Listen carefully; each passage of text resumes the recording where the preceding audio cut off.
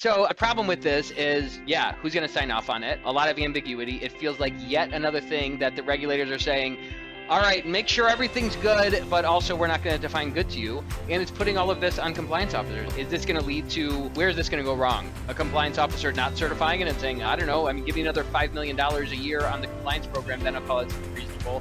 I'm not going to put it on my head. I didn't even get the approval for 80% of the things that I asked for here.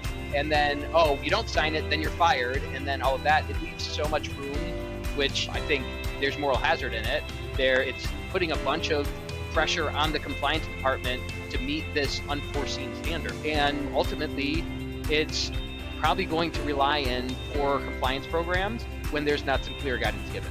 So what I'm going to vote for here is do away with this terrible standard. I'm the exceptions guy. I just think any exceptions are probably allowed as long as they're reasonable or as long as they make sense. It's that same kind of like flexible definition.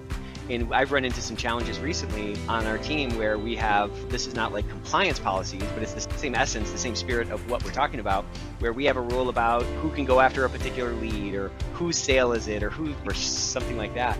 And there's so many exceptions to the line in the sand. It's not even like a line anymore. And it provides like a real frustration for people when they feel like these rules that they should be able to hang their hat on, so to speak, they don't even really exist. So I think, the best rule is going to be able to count for every single permutation, and that really boils down to a principle, which is not really a luxury that we can usually afford ourselves consistently across all the sort of complexities that are involved in business. I just think it's key, and it's only becoming more essential as our economy and our culture kind of shifts toward more employee empowerment. At the end of the day, transparency is about just being clear about reality.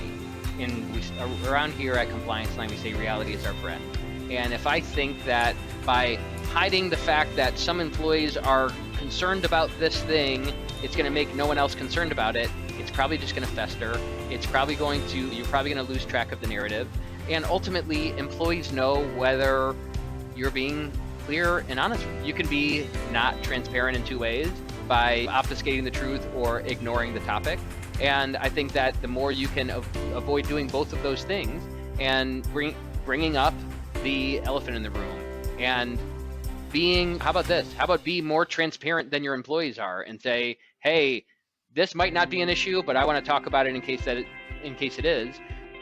It's easy for us to look through that of the lens of what's the litigation risk of being transparent, or what's the cost of us spending more time talking about this thing. The lurking cost behind not doing it right is that employee engagement or disengagement. It's that turnover.